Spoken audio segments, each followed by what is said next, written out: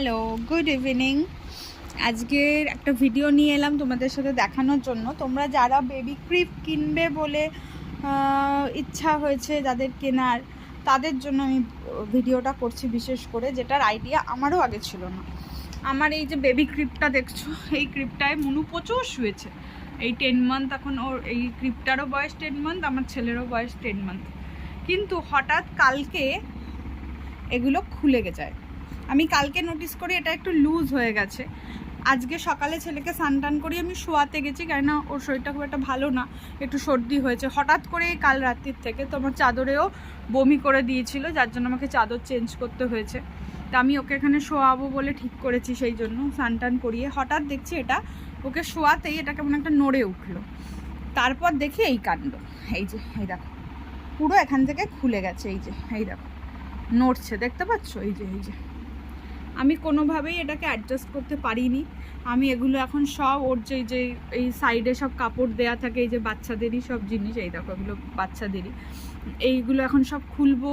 এই যত গদি আছে সেগুলো সব তুলে রাখবো, ওর পাপা এসে তারপর যা করার করবে।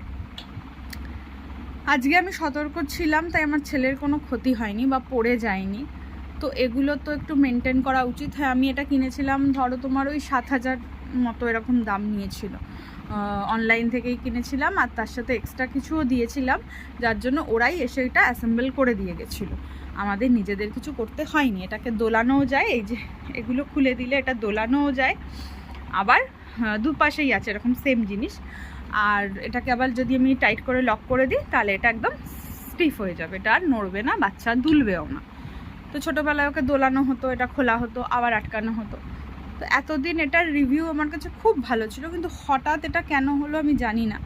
এখন খুব একটা ও শোয়েও না, ও আমাদের সাথে খাটেই শোয়, এটুকুনি তোর হয় না, বা পড়ে যাওয়ার ভয় থাকে উঠে যদি হঠাৎ পড়ে। আমি এই জন্য ওকে রাত্রিরে এখানে শোয়াইও না, মাঝে মাঝে সকালে স্নানের পর বা দুপুরের দিকটাই একটু দেয়া হয়।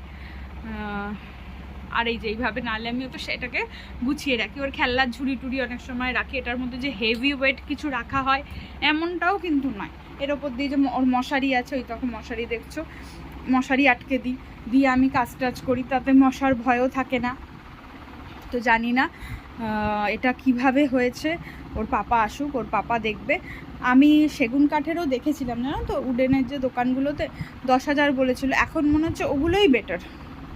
7,000-এর সাথে আর 3,000 টাকা অ্যাড করে ওগুলো বছর 5 অবধিও বাচ্চারা ওতে শুতে পারে। আমার ঘর ছোট, স্পেস নেই, সেই সব কারণে আমি ওই মুহূর্তে ওটির খরচা, নার্সিংহোমের খরচা, সব কিছুর পর আর এক্সট্রা 10,000 টাকা খরচা করতে